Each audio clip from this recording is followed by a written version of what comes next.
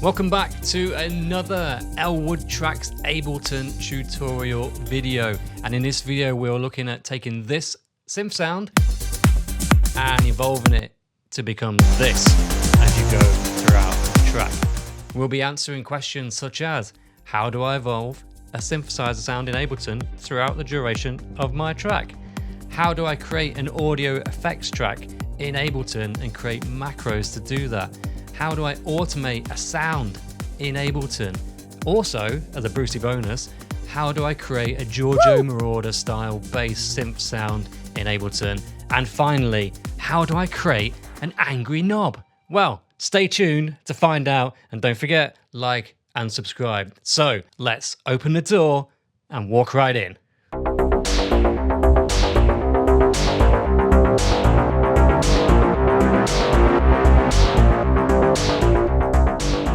So then, for the purposes of this video, I have put together a bit of a track that we can drop in this lead bass synth sound onto. So I just spent 45 minutes, definitely not 4 hours, definitely 45 minutes putting this together. No, it really was about 45 minutes, maximum 1 hour. So let's just have a look at what we got. So we got the kick and a bit of programming with the percussion. Okay, a couple of top loops and then a sub. Okay, and then I thought to make it interesting, I'm just dropping a couple of samples from a track that we all know and love.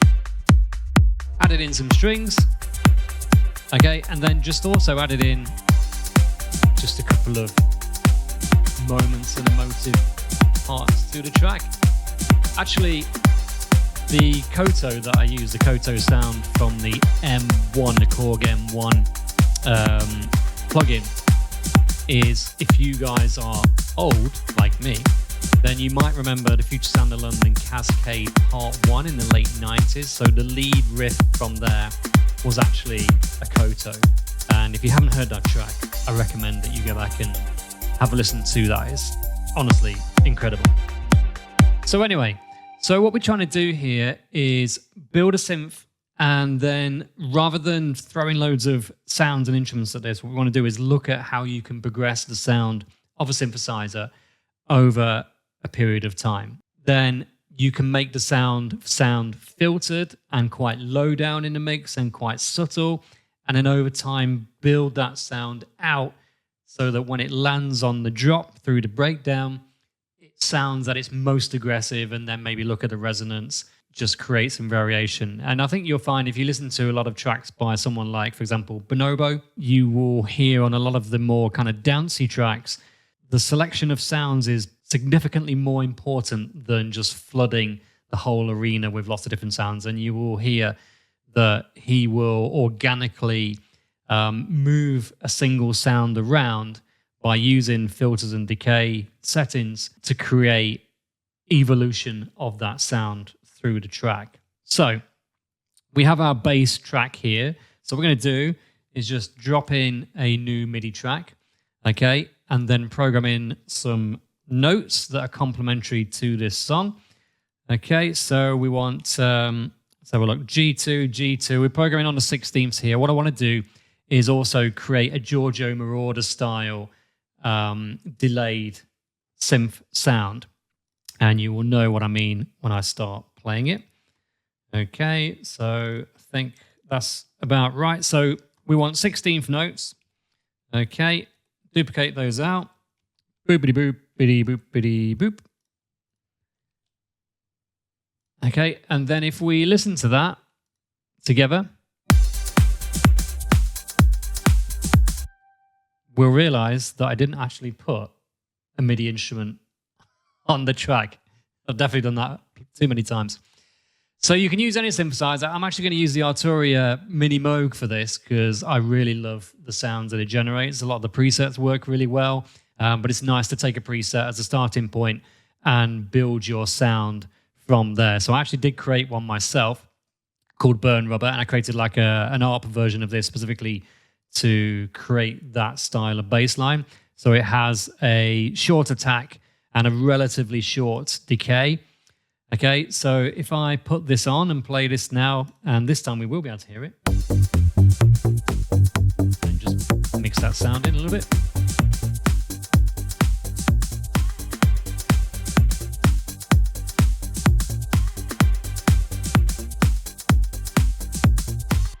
Okay, so that in itself doesn't sound that interesting, right?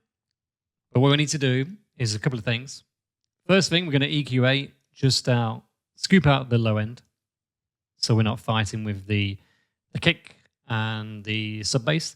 But more importantly, what we want to do is put a 1-to-1 delay with 0 feedback, and with or without filter, I normally don't have a filter, and a 50% dry wet setting.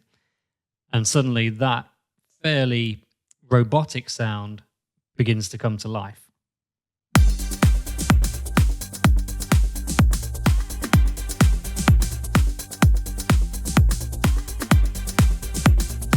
So now you recognize that vibe, right? You recognize that vibe. And then depending on the notes and the key, obviously, it changes to meet the mood of the track, of course. And all I've done here really is just follow the bass notes.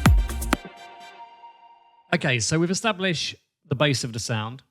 What we want to do is look at which of these parameters, not just on this synth, but any synth, actually affect that aggressiveness when it comes to a plucked synth sound like this. Okay, so if we play this back again, what we're really looking at here is the filter cutoff frequency and also the decay. So as I increase these two parameters, the sound starts to come to life, right?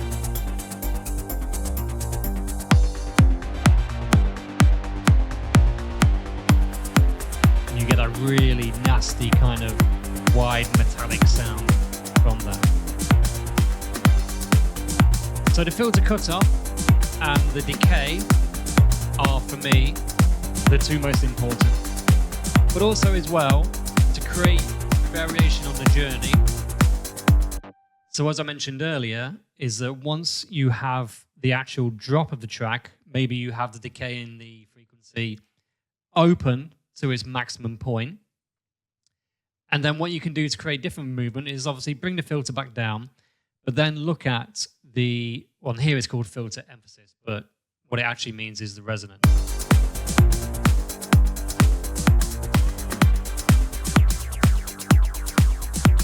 And you start to hit in to that acid style territory.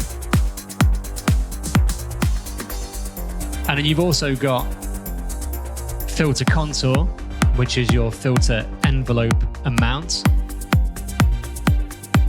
Okay, and then on this one, we've got a vintage dial as well, which just dials in a bit of warmth, which is specifically for this synth. And you can also look at the drive as well, but I will say that the drive does add quite a lot of low end to the sound. So you kind of have to be a little bit careful with that.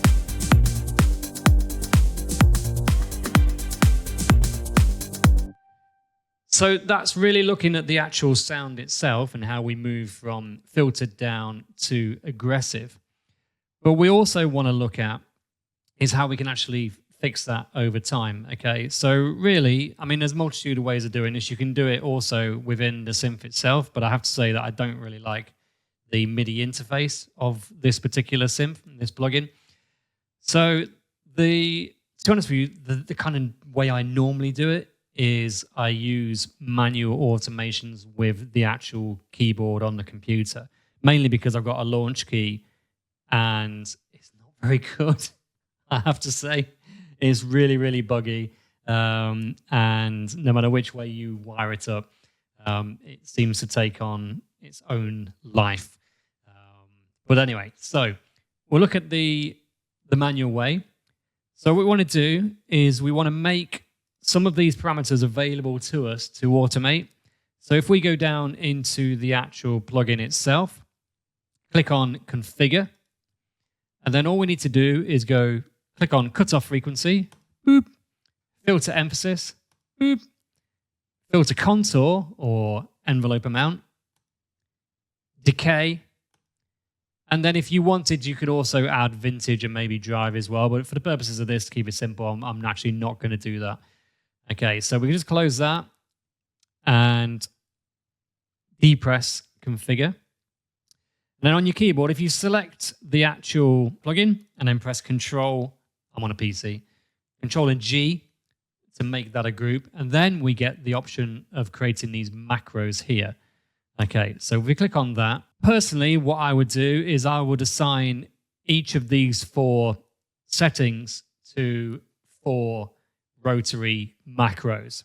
That gives you more control over each individual parameter. Or what you could do is create like a mega angry knob and then allocate maybe 2, possibly 3 of these settings to the same one.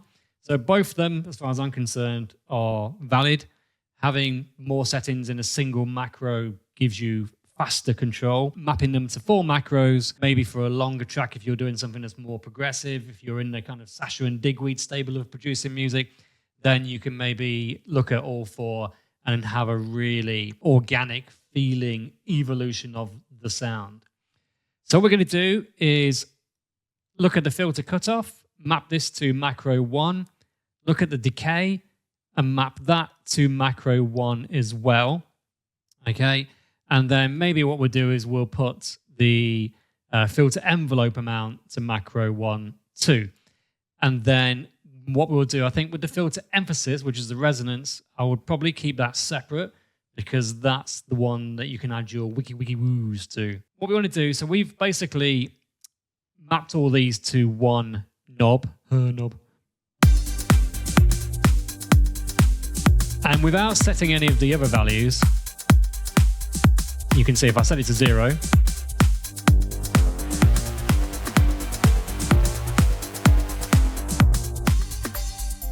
okay, so that is the starting point for that. And then what we can also do is rename this to angry. Okay, and then this one can be sweep, like sweep from Rainbow. But what we'll notice is that with this angry knob, there's too much in terms of the variation of what's going on. So the other thing we want to do is look at mapping. So if we click on map, okay, and then we can see this one, the first, the third, and the fourth are all mapped to angry. And what we want to do is just fine tune the parameters so that when it's at 0, we don't have nothing, but we have a fairly subtle sound. So if we start with this,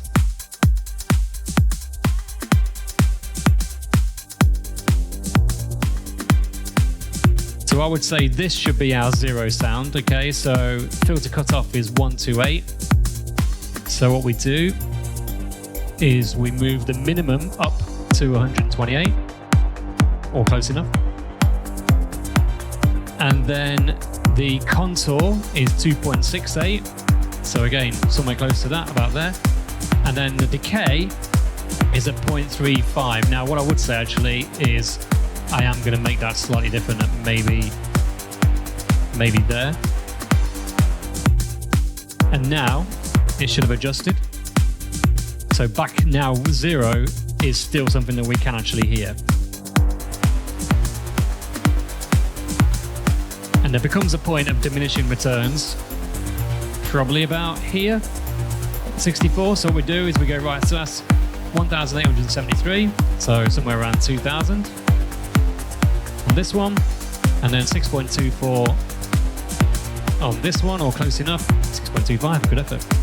And the decay at 6. Again, I know that we probably want to keep that down to maybe about there. Okay, now, so this will adjust itself. And then, so we have 0 all the way up to 127. And you get a nicer range of movement. And then if you've got a MIDI keyboard that works and that has knobs, and it works, then you can use these accordingly. And then likewise with the sweep as well. So the sweep is here, which I don't actually think we need to map it to sweep. Okay, so again, what we want to look at is like the highest point where we want to stop. For me, that's about there. Click on map again. Okay, so 6.46, which is this one. And also there will be a low point where it doesn't really change much, which I think for this is actually going to be quite high. So let's stick it at like there. And what it means is that this dial then makes bigger movements with fewer turns.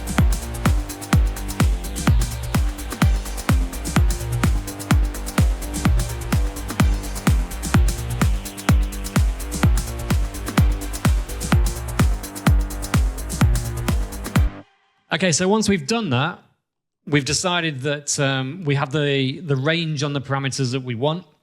Okay, so then what we can do is go into the actual track itself and click on you can either click on A on your keyboard, but because I've got the keyboard set up, it can be a bit funky. And then we can automate these dials. So if we right click on one, I always go show automation in new lane, show automation in new lane, put your teeth in. And then what we can do is for the first part of the track, let's keep it relatively low. About 29, maybe a bit lower. That's better. And I would say that as we come into the breakdown, we can put this down to 0, right? And then our kick starts again here, and then our kind of fake drop is up here. And then if you hold down Alt on your keyboard and then drag this down, you can create a bit of a curve so that the emphasis and the rise is a lot more apparent a little bit later on in the timeline. And then what we're saying is we might hold that for there and then bring it down here, maybe bring it right down to like here, and then bring it up here and bring it down here, back around to loop around. Okay, so let's have a quick listen to how that sounds. Just move it along to here.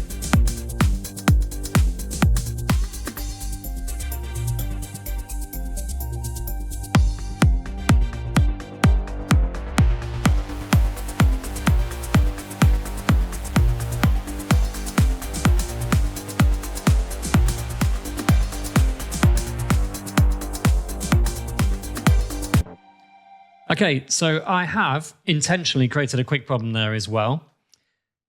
And what you'll notice, if we look at the levels on here, at the point where it goes from this point here, so if we look at the number 12, track 12, reset that. So we're at like 24.2.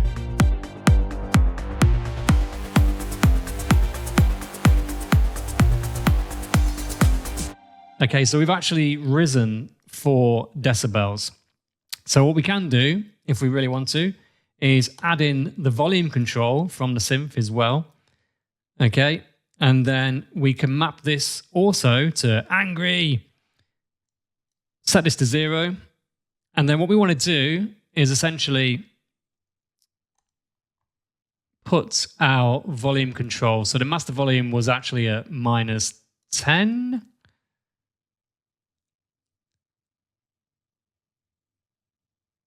Okay, which means that we want about 4 decibels here. So in theory, what should happen now, if I've done that right, I need to re-enable automation.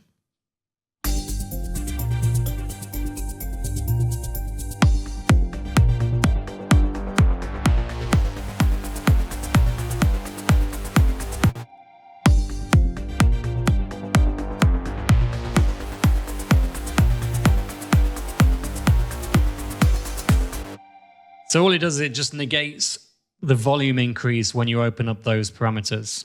Now we've got that sound going, what we can do is if we look at our automation again,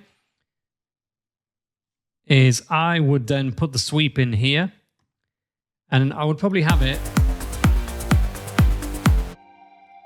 again, building a little bit there And then maybe as this value comes down, we can increase the sweepy squeak up a little bit. And let's see how that sounds.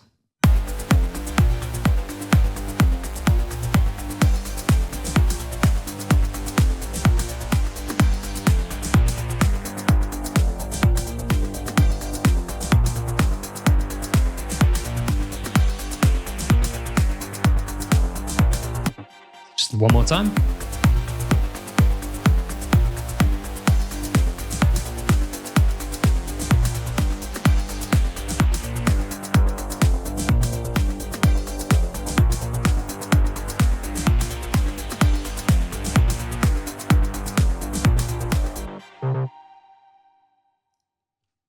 Doesn't that sound amazing?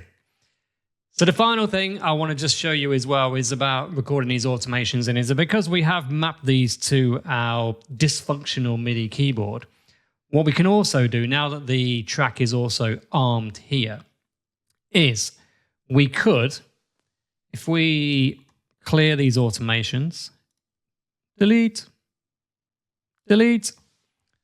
okay, we can actually just record in, if I just remove the loop here, we can record in the automations ourselves.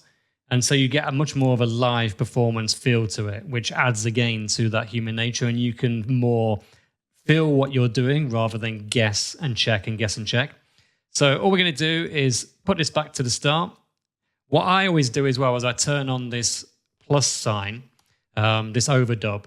Now, this is more of a force of habit, but if you've already got automations in place that you don't want to be affected, like maybe changing the delay parameters, the EQ parameters, etc., what this will do is it will overdub any automations that you do rather than replacing stuff, especially with like playing MIDI notes and stuff like that. So I always use this plus sign when I'm recording anything in real time. So what we're going to do is press record. Starting off low.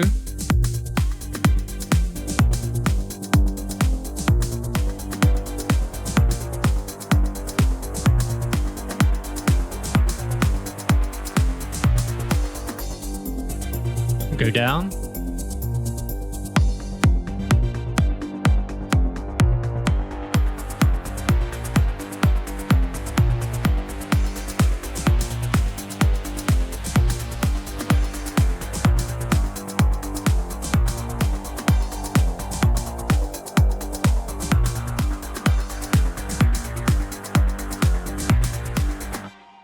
And don't forget to pull a stupid face when you're doing it, because that is mandatory.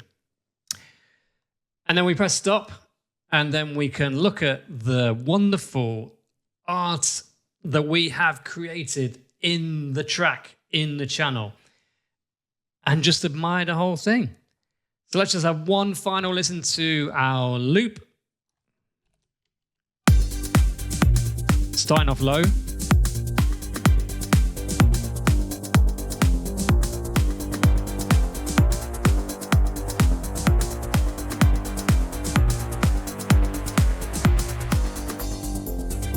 Go down.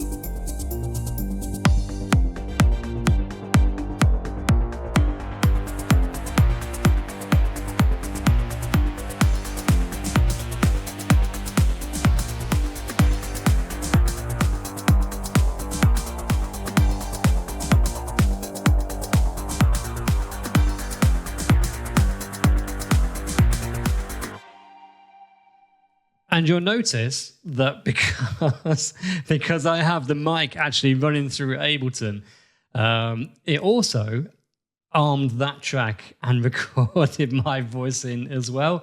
So that was definitely a blooper, but bloopers are allowed.